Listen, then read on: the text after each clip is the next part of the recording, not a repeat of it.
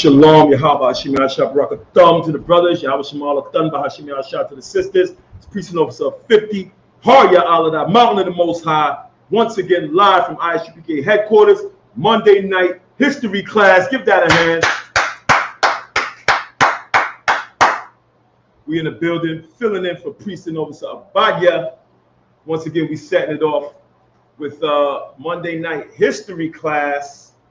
Love history class, love getting into the history.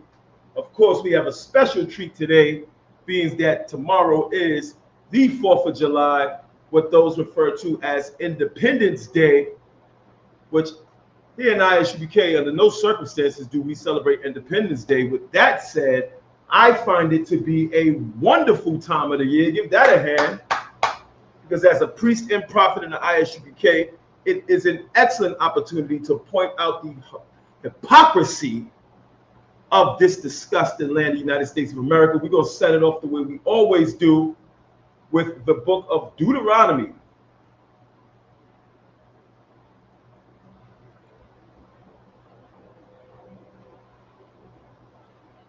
Chapter 23 and 7. And I'll get that. The book of Deuteronomy, chapter 23, verse 7. Remember the days of old. Say it again. Remember the days of old. Say it again. Remember the days of old. Here in history class, we like to remember the days of old. You know, let's not wake up in 2023 and be celebrating Independence Day without taking time to wonder how we got here. How did we come to celebrate a day in which the very person who enslaved us celebrated their independence while enslaving us? How did we get there? The only way we can find out how we got there is by following the Bible, specifically this verse, which says, once again, remember the days of old. Keep going. Consider the years of many generations. How did we get here? How did we get here? Consider the years of many generations. If you were a slave on July 4th, 1776, did you pop open a bottle of champagne with our oppressor?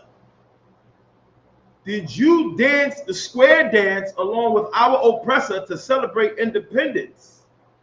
We better get into the history of that, and the way we do that is to consider the years of many generations. Let's consider what our ancestors were going through on July 4th, 1776. We'll get into that.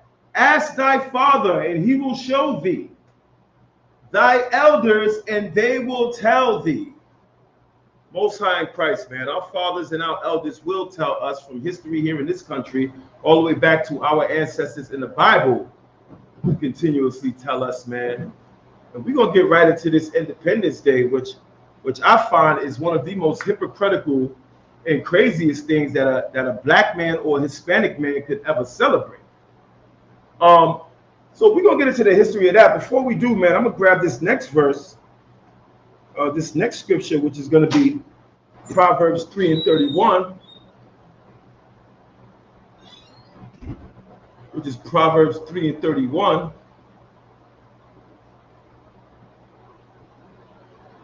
Because it's important that we understand why so many of our people celebrate, or why would they ever celebrate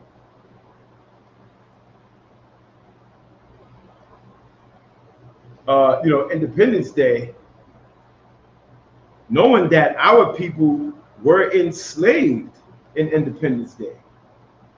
During the first Independence Day, our people were in slavery. So we're going to get into that for a moment here. This is Proverbs chapter 31. Salakia. Let me not get that. I want to give Revelations 18 first.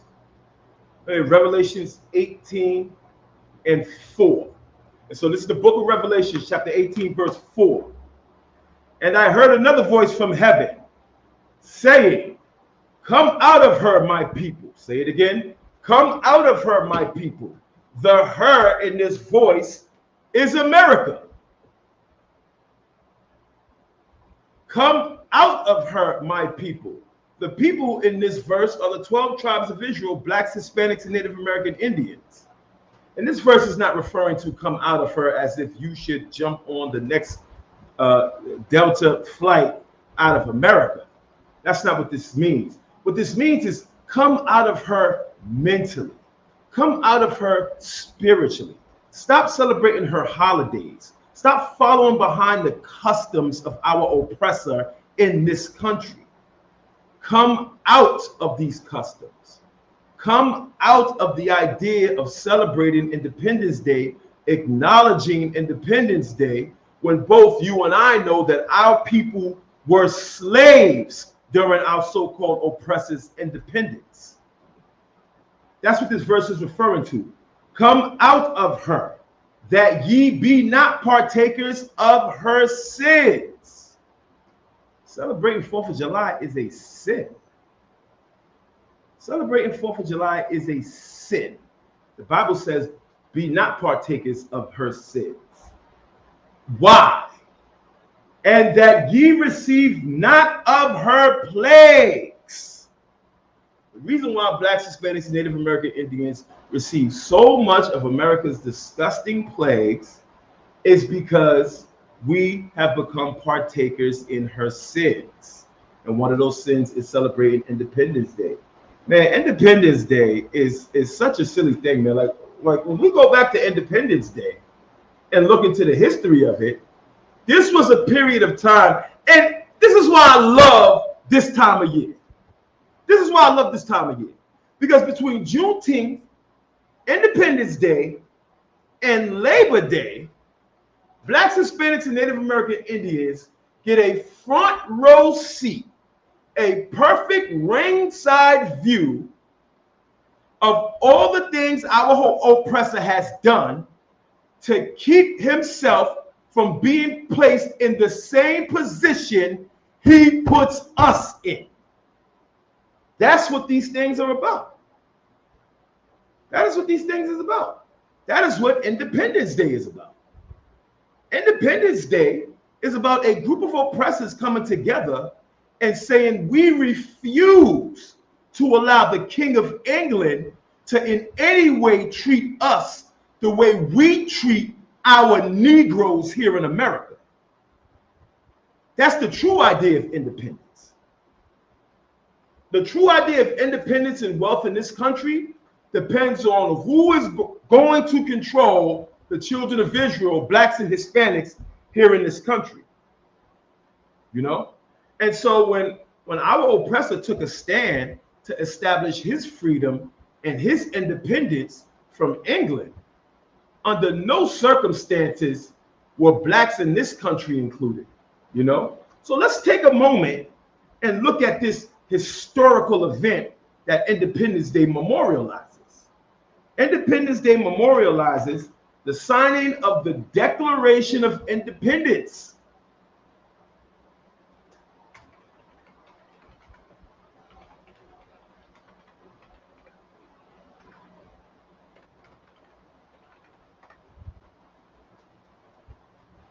We have to take a time out, and during this time of year, observe the hypocrisy, the contradictory nature of America. You know, like contradiction and hypocrisy are synonyms with America. You know, and so let's take a look at this historical event here. This historical event is the signing of the Declaration of Independence. The Declaration of Independence were a group of oppressors who came together and said, we refuse to be under the rule of a king that's all the way in Europe. We refuse to allow him to enforce his will on us on this side of the country. We refuse to allow another man to dictate the terms and conditions of our lives in our country. You know, that's why this is such a beautiful time of year. That's why tomorrow is going to be such a beautiful day for the 4th of July, because there's a time for Blacks and Hispanics to really sit back and realize that you're not American, that you belong to a foreign nation different from America. It's proof right here. The establishment of the United States of America and the men who established it, the Declaration the declaration that they gave to establish their freedom did not include you.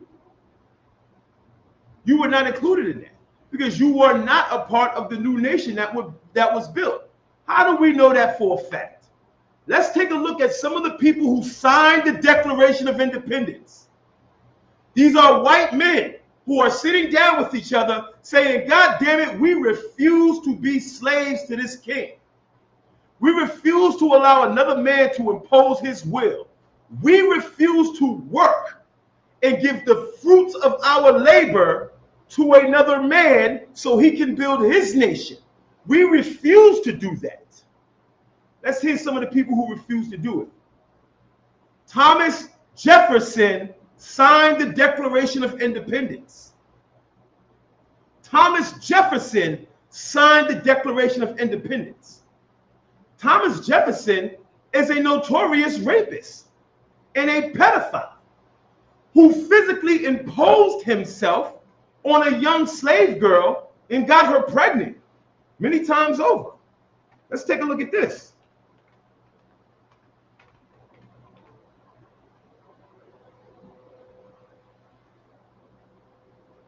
So we know from history that Thomas Jefferson had a slave girl named Sarah Sally Hemings. And let's read a little bit about her.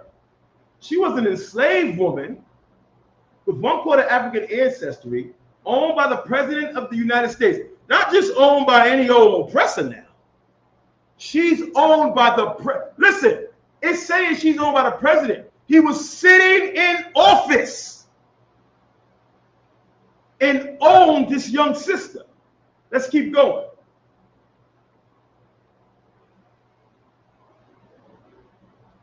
She,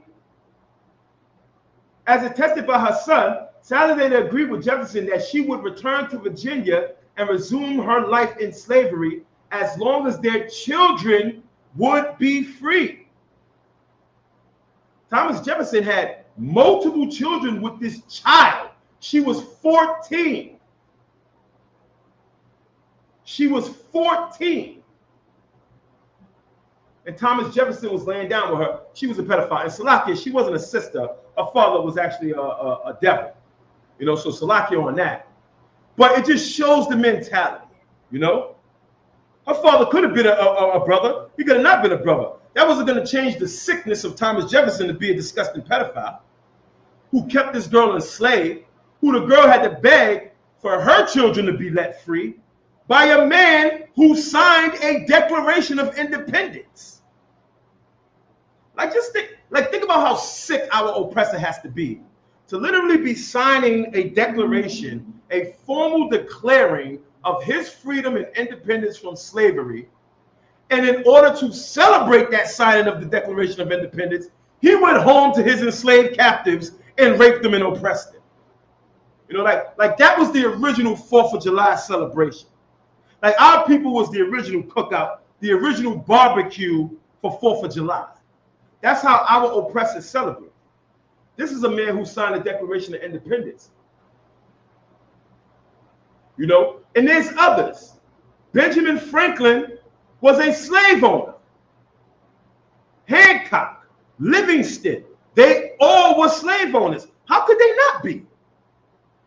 You think you could have become a powerful man in America at that time without being a slave owner? Owning black people was a sign of prestige at this time. It was a sign of the rich at this time. All of these men had to be slave owners. All of these men had to consistently oppress our people while simultaneously demanding that someone else don't oppress them. And yet, somehow in 2023, we walk hand in hand with this man and celebrate on the same day. Let's find out why. Let's get Proverbs 3 and 31. This is Proverbs chapter 3 and verse 31. Why the hell are we celebrating the 4th of July? Envy thou not the oppressor. Say it again. Envy thou not the oppressor. The reason why we could ever possibly celebrate the 4th of July is because we envy our oppressor's freedom. That's the only reason why you would ever do it. I mean, you know he got his freedom at one point. You know your so-called freedom didn't come to 100, 200 years later. So how could you possibly celebrate on the same day with him unless you are envious of his freedom? Unless you have to feel a part of his freedom. You're not coming out of her. You're jumping headfirst into her because you envy our oppressor's freedom in this nation.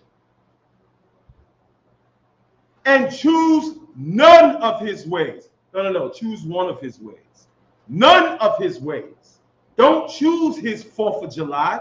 Don't choose his goddamn Juneteenth. That's what the scripture is saying. Don't envy the oppressor's freedom. Everything he's gotten, he's stolen. Like, think about this for a moment, right? Think about this for a moment.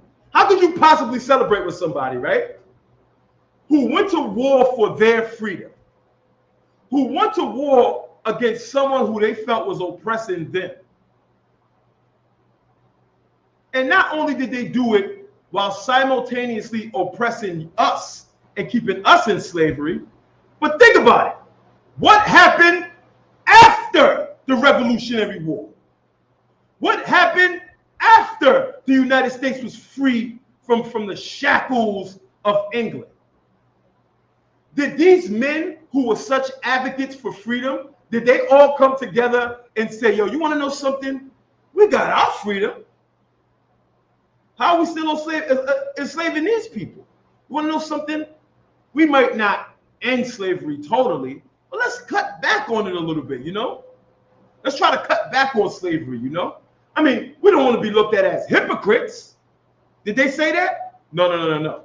If you know anything about the history of slavery, you will know that from the colonial period to the Cotton Kingdom period, slavery expanded over 100-fold.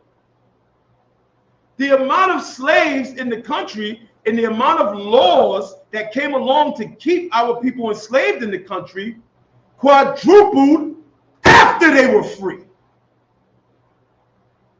After they were free.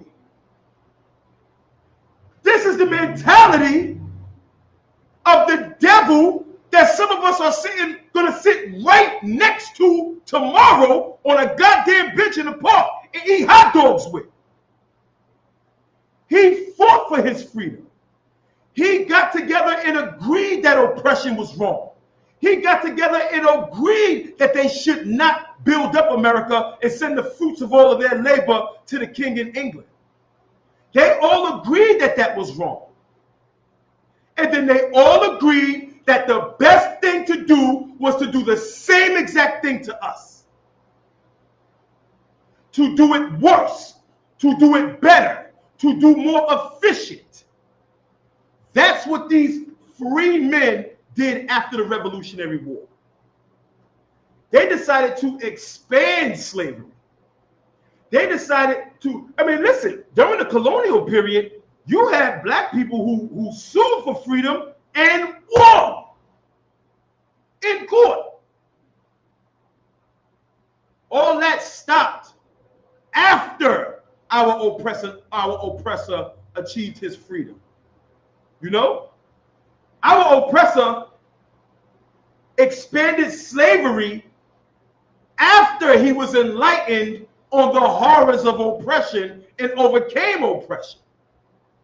You know? We're dealing with a beast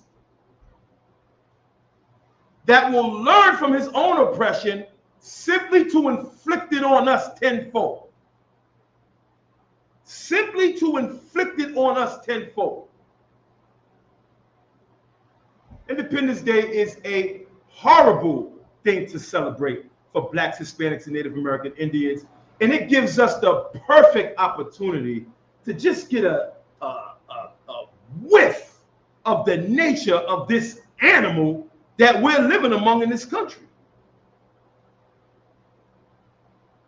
Of this animal that we're living among in this country, man.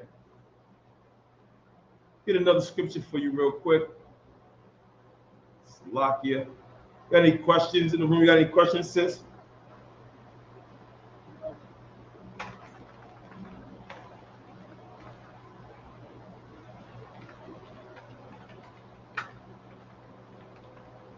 Man, I remember coming up, man, when I was in the world.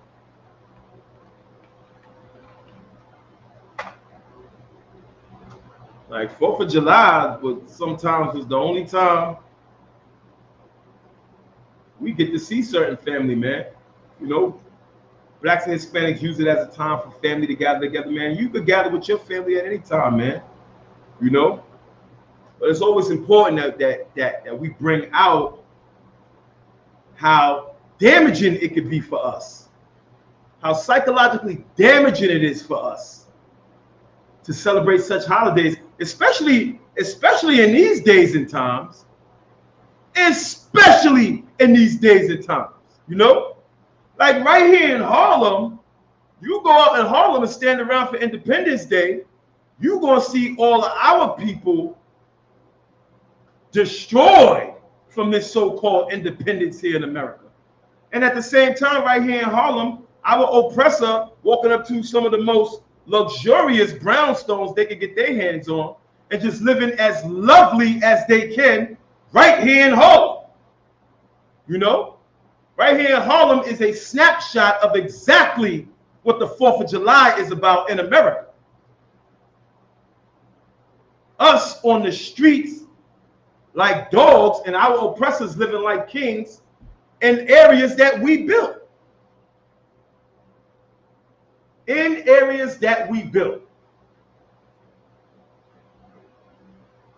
Get this real quick, man, because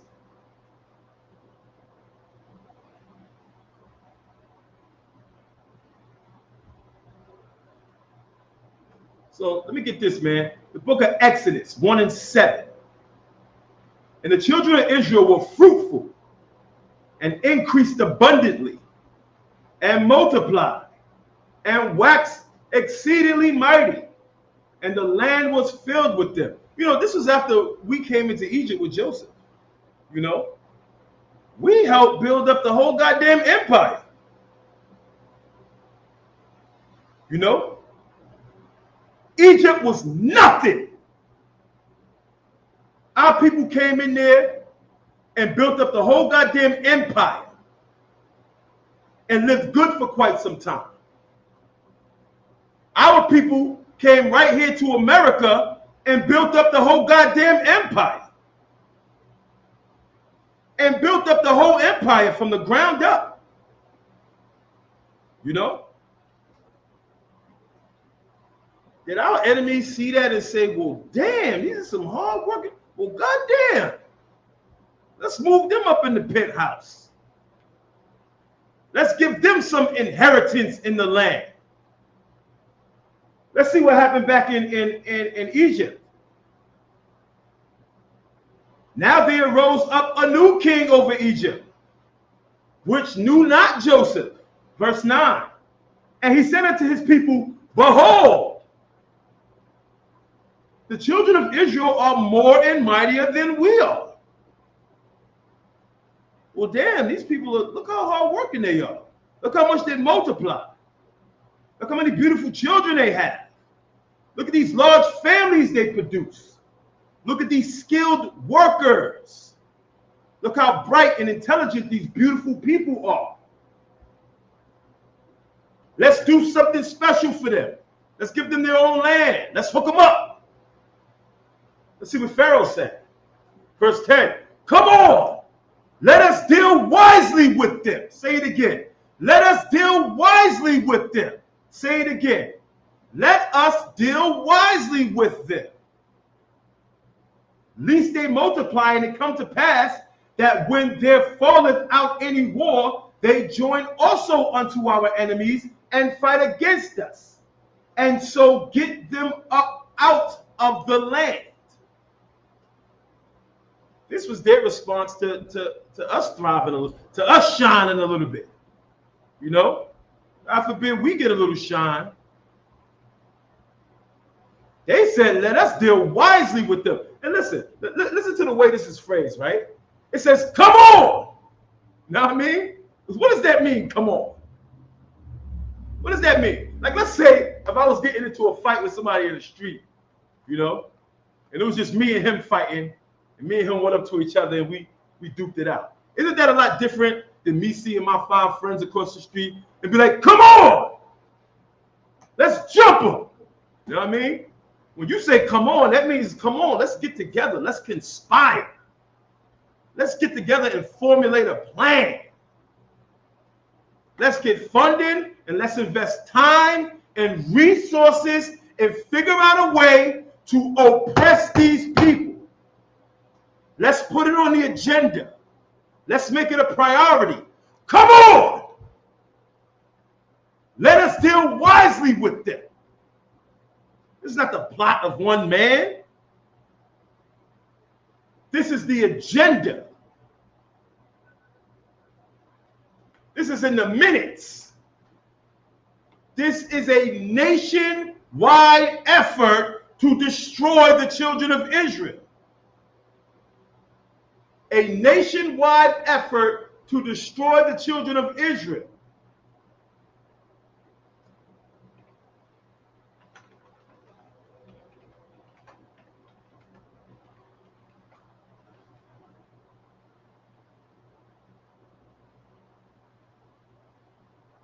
This is no different than what's going on now. You know? Or what went on when we came into America.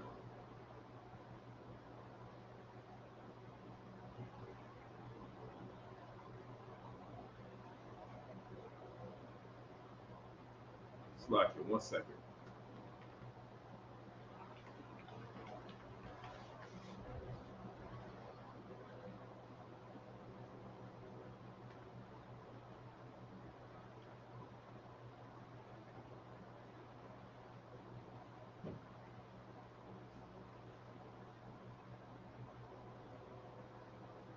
Right. So when we get back to history, after this colonial period, this period in which the Revolutionary War happened, the laws in this country regarding slavery wasn't as well fleshed out as it was during the Cotton Kingdom era. You know? And like I mentioned before, you had black people who would sue for freedom. You had black people who were indentured servants and they were slaves for like 10, 15 years and then they was free. You had a lot of black men who were free in this country, you know? And then our oppressor gained his independence and came out with a new system of restricted laws for slaves, saying that if you are born from a slave, you're a slave. You'll always be a slave. There's no getting out of slavery. They expanded slavery. They made it worse. They made it more difficult to not be a slave and to be free. They acquired more slaves and built up an economy that was the 3rd largest in the entire world, and that was only half the goddamn country. These quote-unquote forefathers who signed the Declaration of Independence for their freedom all got together and said, come on,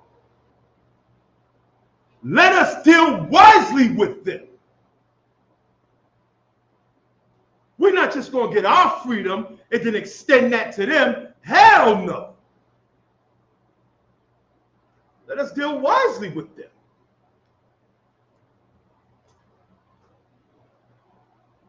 Another important thing that we should point out, and we're going to get this as well,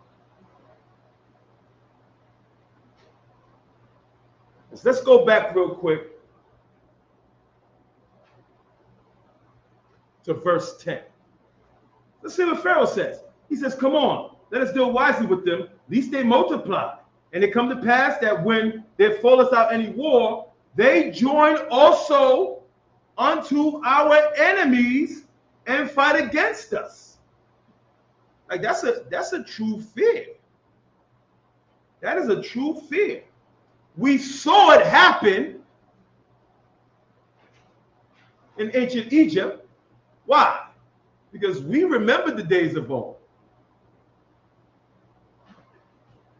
The generations before us passed this information down to us. That way we have it in the scriptures. That way we have it in the book of Exodus. That way we can hear what Pharaoh said. And then we can go back to our history here in America.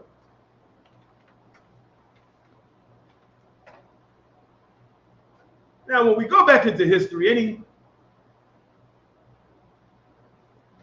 junior high school student could tell you that after the Revolutionary War, in which the United States were able to gain their independence from Great Britain with the help of France.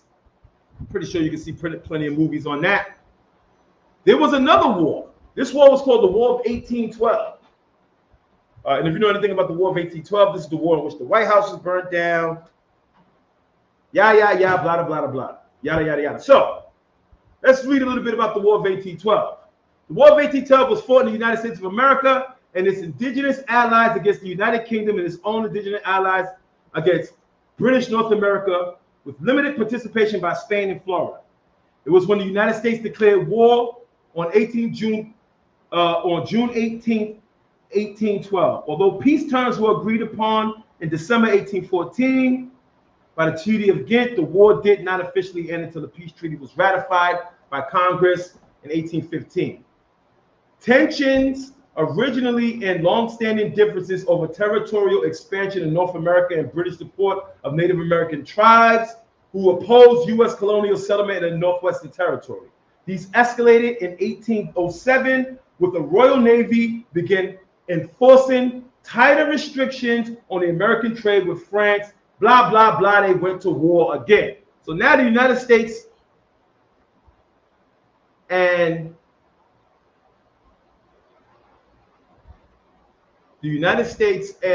Great Britain, they're at war again.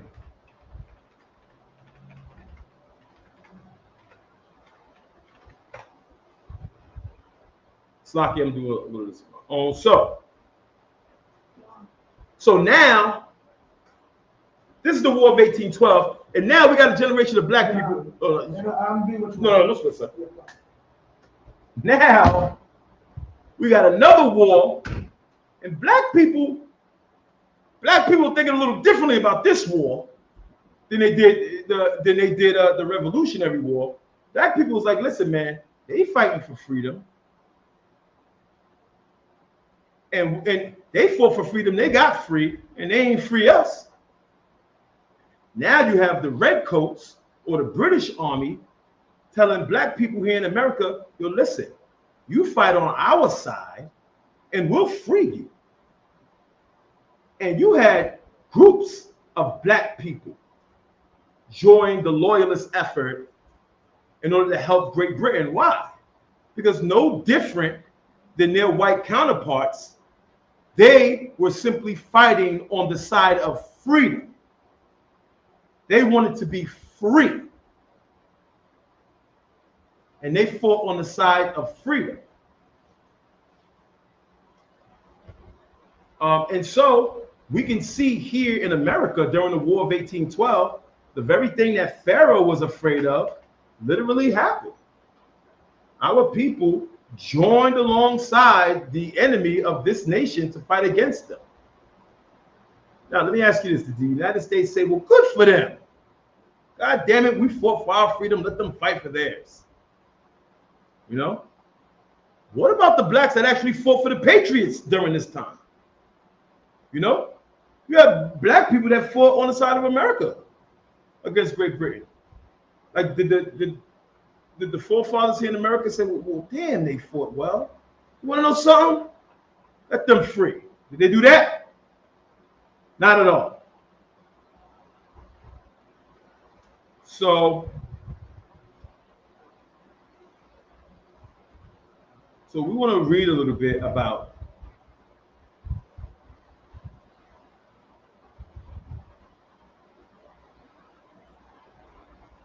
about some of the accounts.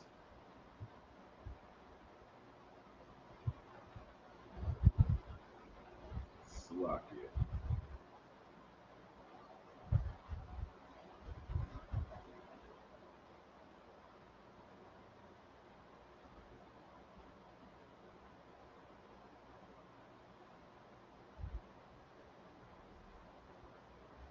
Let me see if I have that.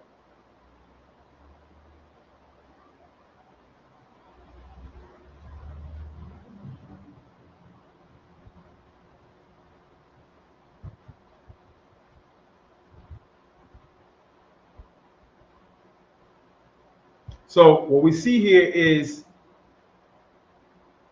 during the War of 1812, the United States and soldiers in the United States took this act of black slaves going over and fighting with the redcoats as a huge slap in the face. As a huge slap in the face.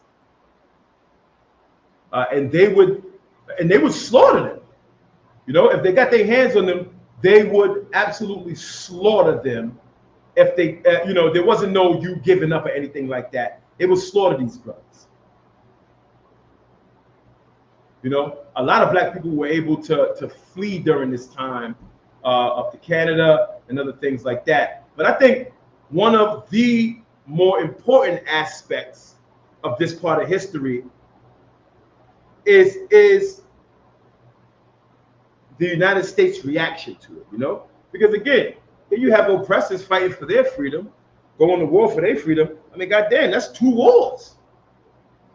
That's 2 wars back to back. You know? And then here we are, our people, looking for an opportunity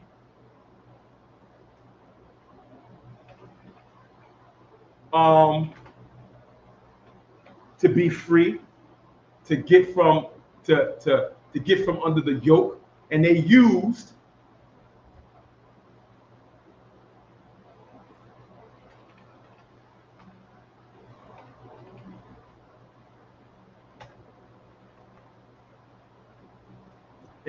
going over to the other side as an opportunity to get freedom.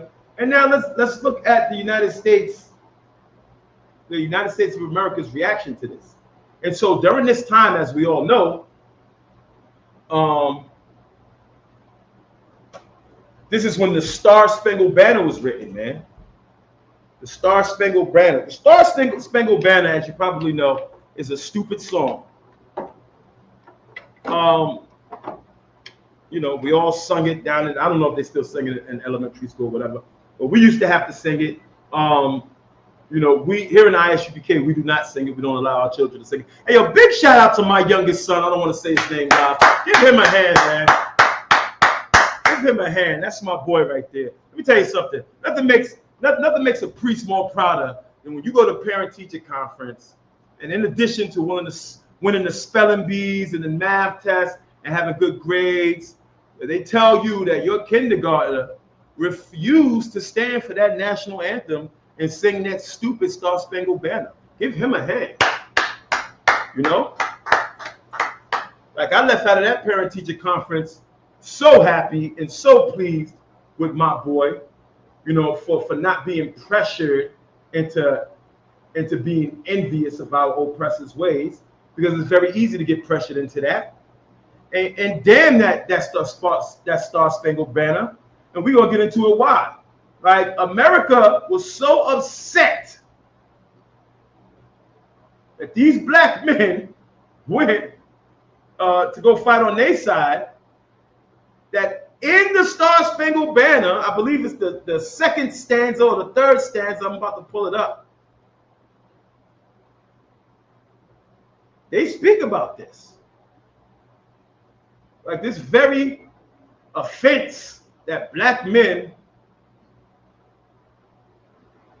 this very offense that the black men did during this time was forever encapsulated in the Star-Spangled Banner.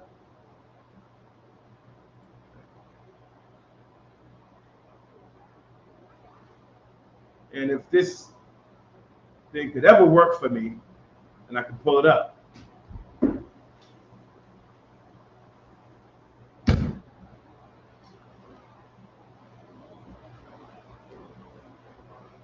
But yeah, we don't stand for the Pledge of Allegiance. We don't sing the Star Spangled Banner. We don't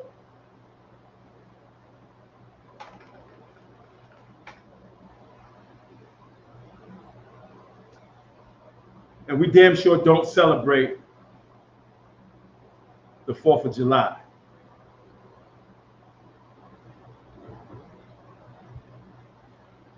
It's like they done deemed the Star Spangled Banner so racist, you can't even find it online no more. God damn.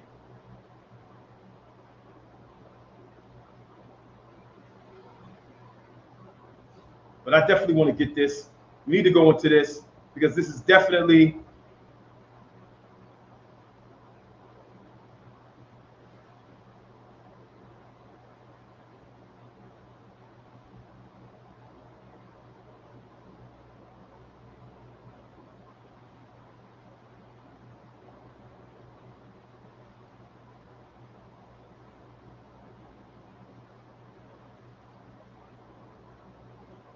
well, I'll get that in a second.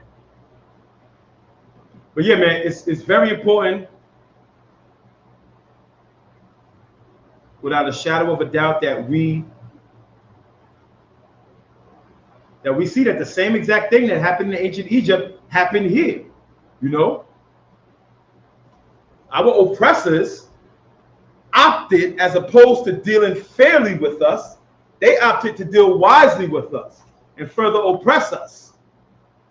So let's get this discussed in Star Spangled Banner. I believe it's the 4th stanza, if I'm not mistaken. Maybe the 3rd. Yeah. So I'm sure everybody already knows the first part, the part that they always sing, oh, say, can you see? That's the part that you hear them sing at the sporting events. In my opinion, Roseanne sung it the best. Yeah, I might be a little young for that, but back in the days, Roseanne sung it. I think she sung it the best.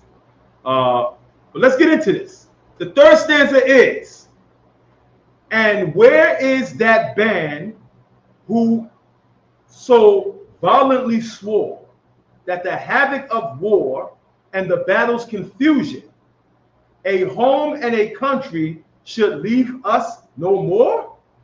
Their blood has washed out their fool's footsteps pollution. No refuge could save the hireling and slave from the terror of flight or the gloom of the grave. Like, goddamn. Like, they sing this in school, elementary school.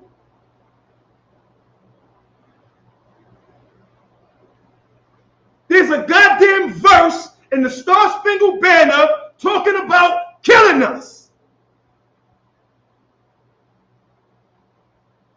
And tomorrow you're going to bust that watermelon wide open in that goddamn park and have the time of your life right alongside our oppressor.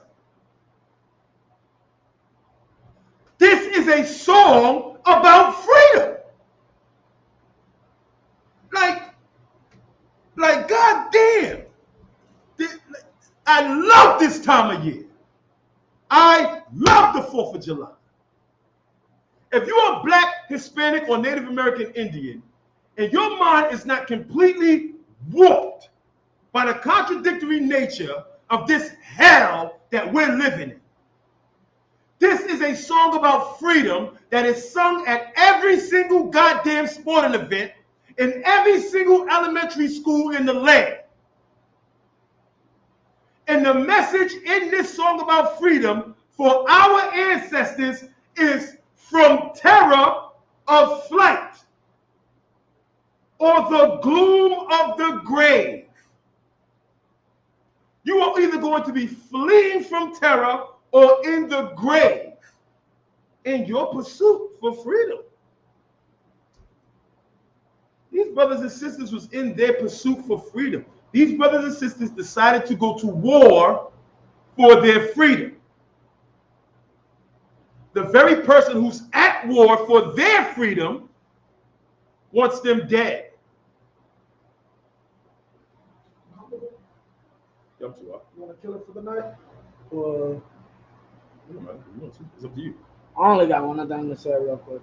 All right. So if you want to kill it, it's up to you. Okay, cut. About 5 minutes. All right, come. Yeah, man. What are we reading? We're reading a song about freedom. What does this song really say? It's saying the same exact thing Pharaoh said in the book of Exodus chapter 1 verse 10. Come on! Let us deal wisely with it. Not fair, not equal, not helpful. Let us come together and put together a plan to deal wisely with it.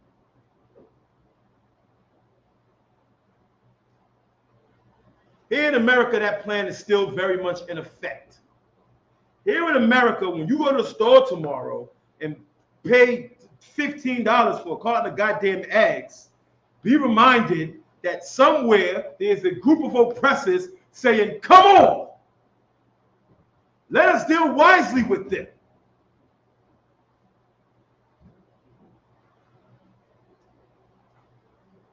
There's nothing new under the sun.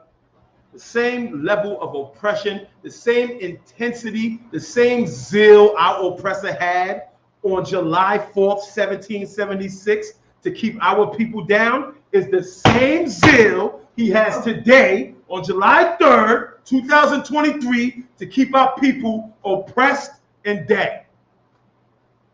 Under no circumstances has that changed. He is still very much in the business of dealing wisely with us. When you celebrate the 4th of July, you are signing off on our oppression. You are in complete agreement with our oppression. Go ahead, sis. So you said we signed up the president to make us press war, right? Right. Like when you go out and celebrate the 4th of July, you know, like let's say if this group of oppressors who decided to come on and say, let's deal wisely with them, let's say if they all came along and said they were going to do that, and then set you down and ask your opinion on it, when you celebrate 4th of July, what you're really saying is, yeah, that's cool. Slavery, forget about it. Lynchings, oh, come on, that's in the past. Let's celebrate 4th of July. You know? You are in agreement with our oppression when you celebrate the 4th of July.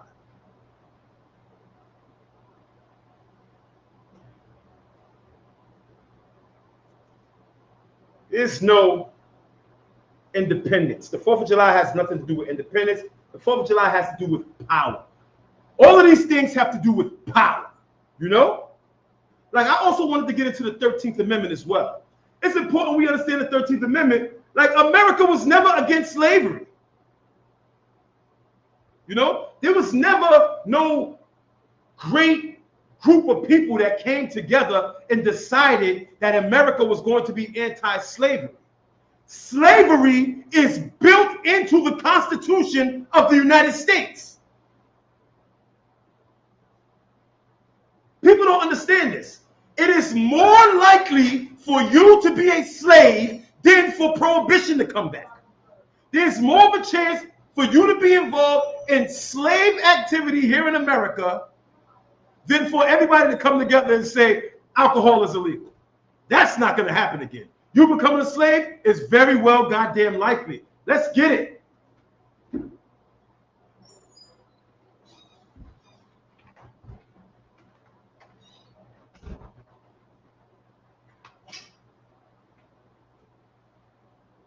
So the 4th of July comes along, we're not free. Hey, 100 and some odd years later after the Civil War, Juneteenth comes along. We're not free. We went over during Juneteenth a few weeks ago about the Emancipation Proclamation and how the Emancipation Proclamation is really just an executive order, right?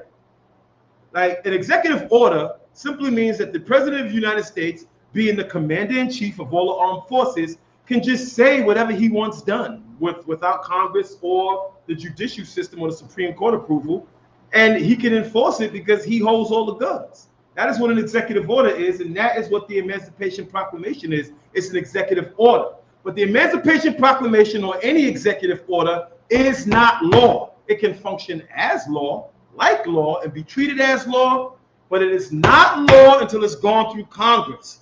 And so we can say the Emancipation Proclamation freed the slaves, of course, if that's how you want to look at it. But it is the 13th Amendment, a real law passed by Congress, that is the real anti-slave movement in the United States. Let's just read what the 13th Amendment says. I mean, goddamn, they went through so much trouble to abolish slavery, right? I mean, they did have a war, right? Lincoln came out with the Emancipation Proclamation and said, listen, as long as y'all Negroes don't take arms and as long as you go to work every day, you can be free. You know, we had a war. But let's hear how this very act trickled through the legislative branch of the government and see what they came up with.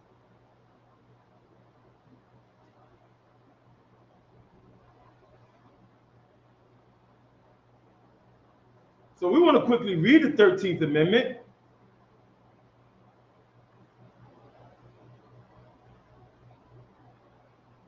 If I could ever get it, you know, I mean.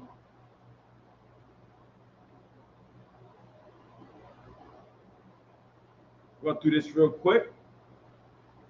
Because why is this important to read? It's important to read the power shift.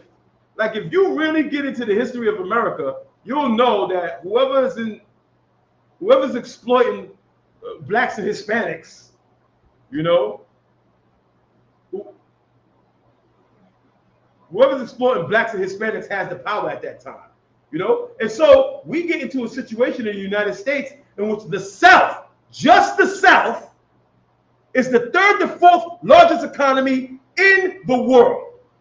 This is due to a period called the Cotton Kingdom, in which our ancestors picked the very cotton that clothed the entire world. Like every time you watch old colonial and Victorian pictures, and the king with his robe on and queen such and such, the Duchess of York, this smut or that one, and you see their long gowns and all of that, all the cotton for those gowns was picked right in the South. Our ancestors clothed the entire world for hundreds of years during an era in this country called the Cotton Kingdom. And this era allowed a very small group of people in the United States to become overwhelmingly wealthy, enough to the point where they, you know, very well went to war against the United States. They had that much power, and that was the South, you know? And so now after this war is over,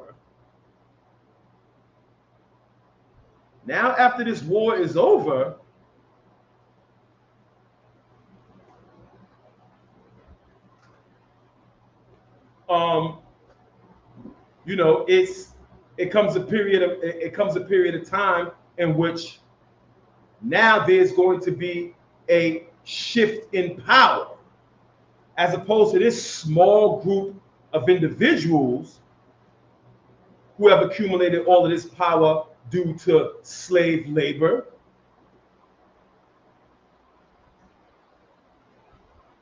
Now another group of people who is going to be the actual government is going to be able to benefit from this slave labor. And how they're going to do it, we're going to get that for you right now. And I'm going to pass for a minute.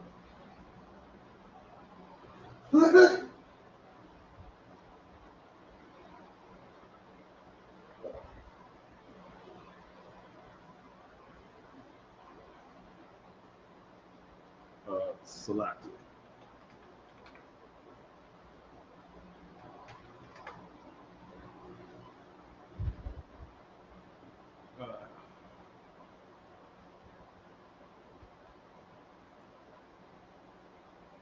All right. So here we have the 13th Amendment. Let me get on the screen real quick.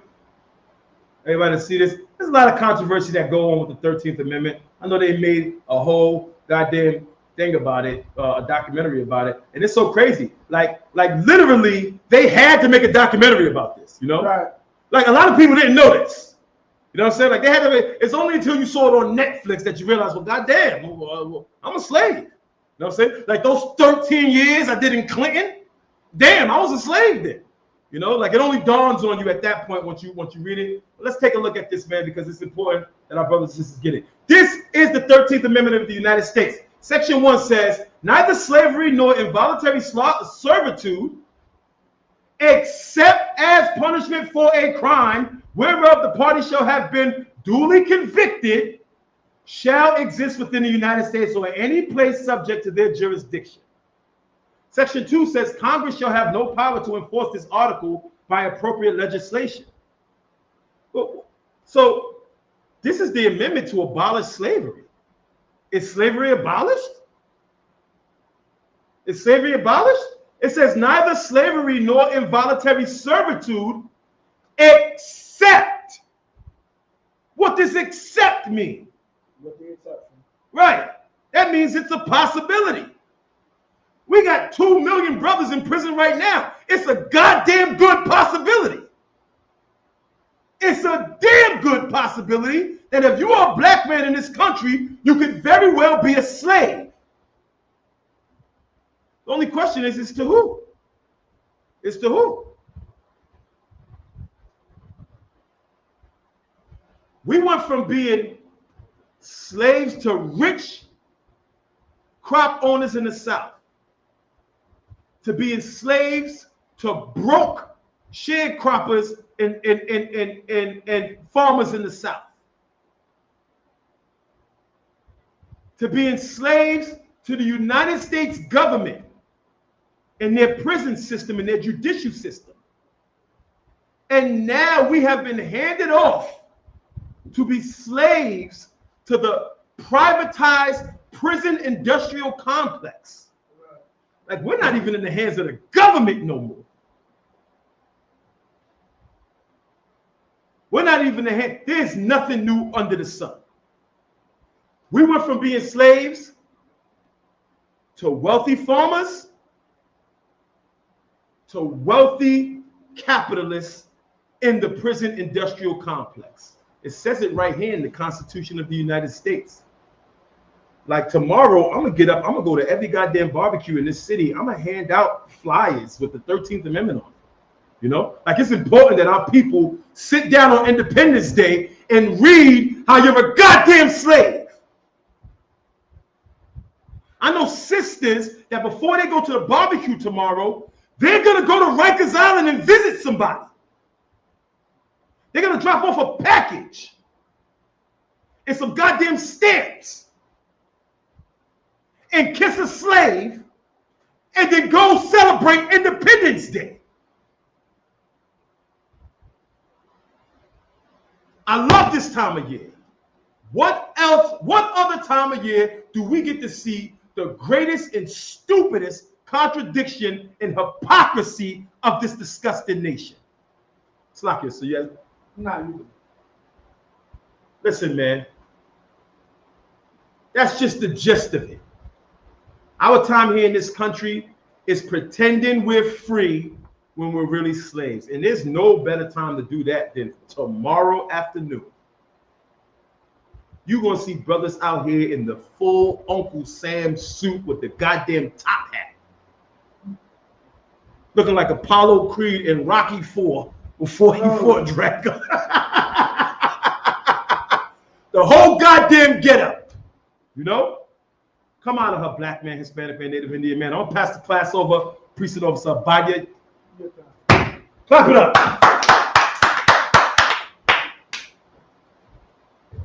Okay, clap it up. Father Gashar, let me get amen. So you get, if I could, Fitness 5:20. I just need you to read that so I can get this. Hold up.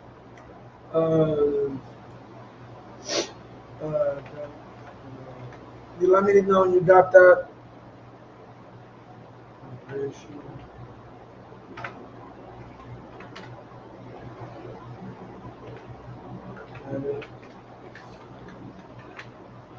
I got it. Con, let me get it. It's the book of Amos, chapter 5, verse 20. Shall not the day of the Most High be darkness and not light? The day of the Most High is darkness, not light. Okay. We are all looking for some day of independence, but that's not the Most High's. The Most High's days of remembrance are not about light. They're usually about darkness, or rather us coming out of darkness into some light. Keep going. Even very dark, and no brightness in it. Keep going. Verse 21. I despise your feast days. What? I despise your feast days. Okay, right. I despise your feast days. God hates this holiday, right? Because this holiday is a lie, right? Now we're about to show you one of the biggest lies about this holiday. This is history.com. How were you aware that the Declaration was edited? The Declaration of Independence was edited. With its soaring rhetoric about all men being created equal, that's another lie. The Declaration of Independence gave a powerful voice to the values behind the American Revolution. Critics, however, saw a glaring contradiction. Many of the colonists who sought freedom from British tyranny themselves bought and sold human beings. Damn. By underpinning America's young economy with the brutal institution of chattel slavery, they deprived roughly 1/5 of the population of their own inalienable right to liberty. What isn't widely known, however, is that founding father Thomas Jefferson. Now, here this good, Thomas Jefferson, a landowner. You just went into him. Right. In an early version of the Declaration, drafted a 168-word passage that condemned slavery as one of the many evils foisted upon the colonies by the British Crown. The passage was cut from the final wording. Hold on.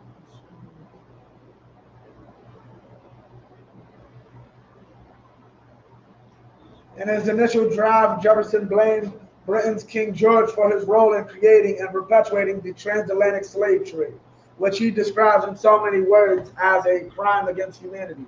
He has waged cruel war against human nature itself, Jefferson wrote, violating its most sacred rights of life and liberty in the persons of a distant people who never offended him, captivating and carrying them into slavery in another hemisphere, or to incur miserable death in their transportation thither.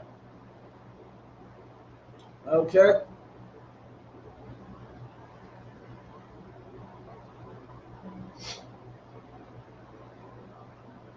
Now, why was it removed? And now, before we see anything, hi, can you read that for me? What does that say?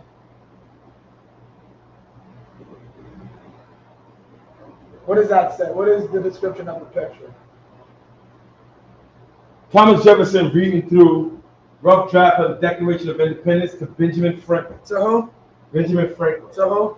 Benjamin Franklin. You know the abolitionist? Benjamin Franklin's a known abolitionist. Right. Right? The exact circumstances of the passage's removal may never be known.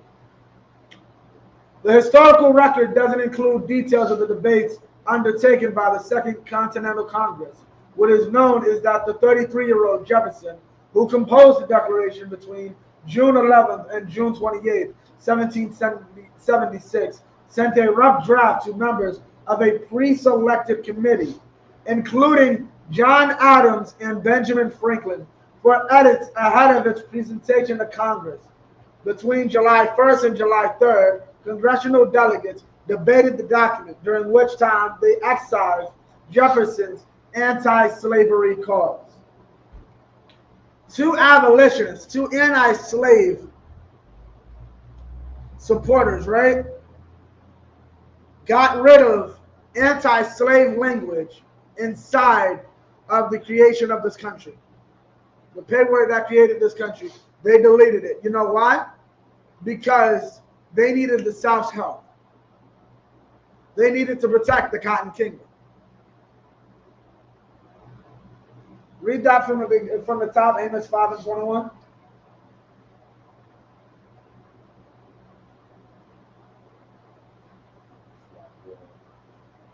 John,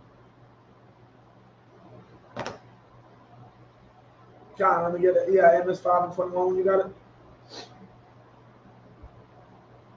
Amos chapter 5 and verse 21. I despise your feast days, Right? and I will not smell in your solemn assemblies. God is not with you at that barbecue. Right? God hates your barbecue. Right? It disgusts him. Let me see. What was that? It disgusts him. Okay, keep going. Verse 22. Though ye offer me burnt offerings and your meat offerings, I will not accept them. Neither will I regard the peace offerings of your fat beasts. Right? I will not accept them, nor will I regard the peace offerings of your fat beasts. Right? Keep going.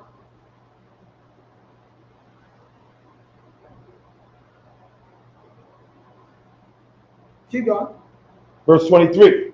Take thou away from me the noise of thy songs. Take thou away from me the noise of thy songs. Keep going.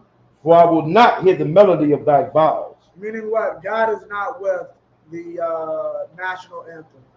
You can sit for the national anthem as you should. Keep going. Verse 24. But let judgment run down as waters, and righteousness as a mighty stream. And that's the problem. You want to join hand in hand with your oppressor, and in doing so, judgment doesn't run down like waters. Right?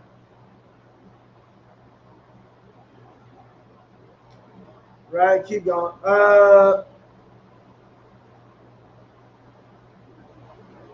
Keep going.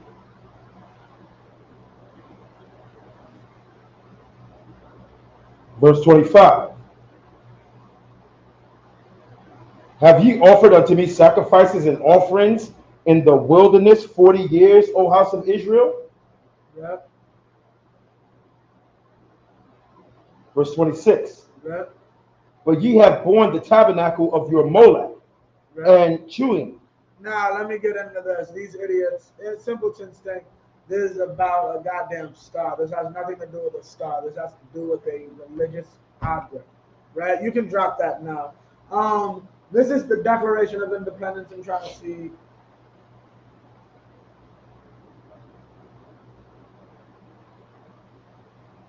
Hold on 1 second.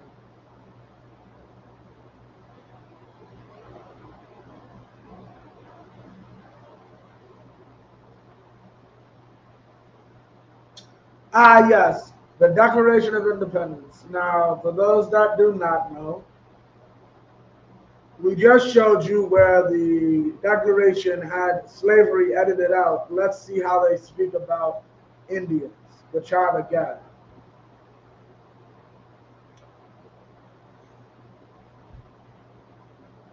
Salakia. Let me get the picture here. Hold on. This will be the last scripture we're going to get out of here.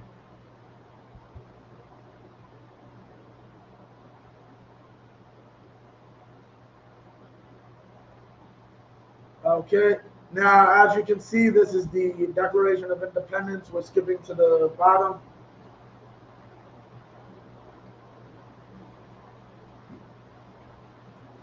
He has, okay, this is talking about King George. Give me Ezekiel 35:5. He has excited domestic insurrections amongst us and has endeavored to bring on the inhabitants of our frontiers, the merciless Indian savages.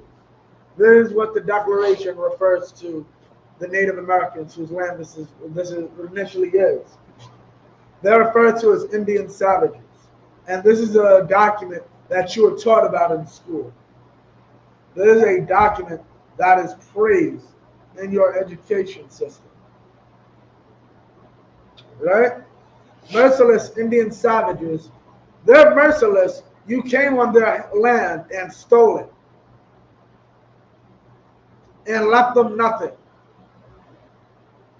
Whose known rule of warfare is an undistinguished destruction of all ages, sexes, and conditions.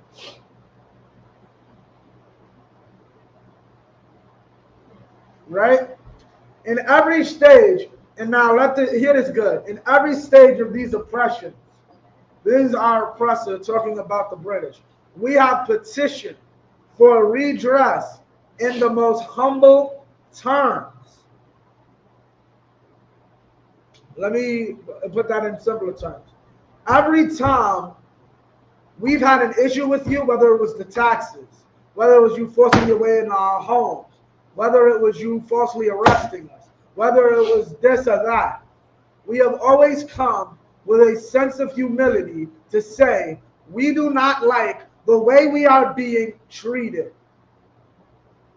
Our petitions have been answered only by repeated injury. All you have done is beat us more. That is what the American government is saying right now to the British. A prince whose character is thus marked by every act which may define a tyrant is unfit to be the ruler of a free people.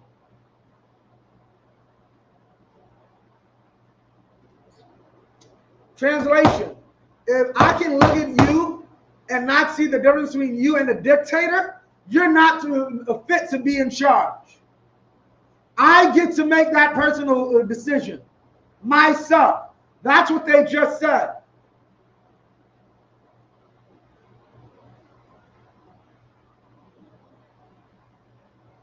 Okay?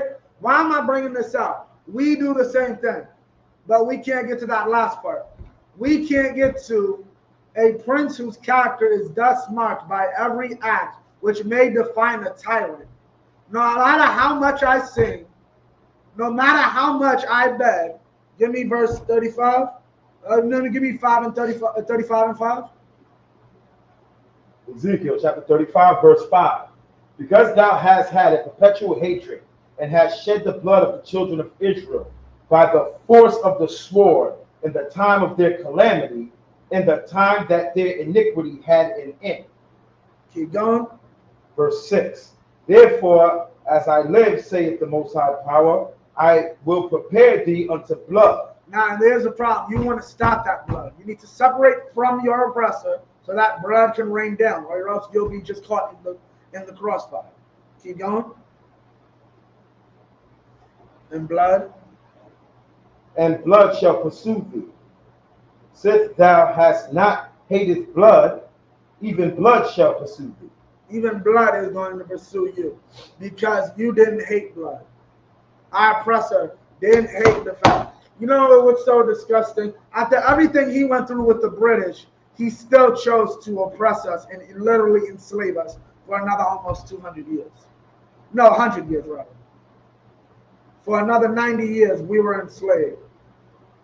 90 more years, because emancipation happened in 1865. So we're talking about 90 years more of slavery. So that's it. With that, I'll pass it. Con, what you gonna say? So we had, if they didn't do that, we supposed to be free already. So, If they didn't do what? like, the slave was more, like, yeah. Well, if they had had a heart, they would have never enslaved us at all. So most time they want that to happen. He said, not my children. What do you mean? He said, not my children. Like, what? He didn't want what to happen? Well, he wanted it to happen because it happened. If he didn't want it to happen, it wouldn't happen. But what's it called? Does he want to punish them for it? Yes. No, because I seen in the Bible, he said, not my children, something like that. you'd have to show me the scripture. But with that, with that, I'm about to class over the prison of the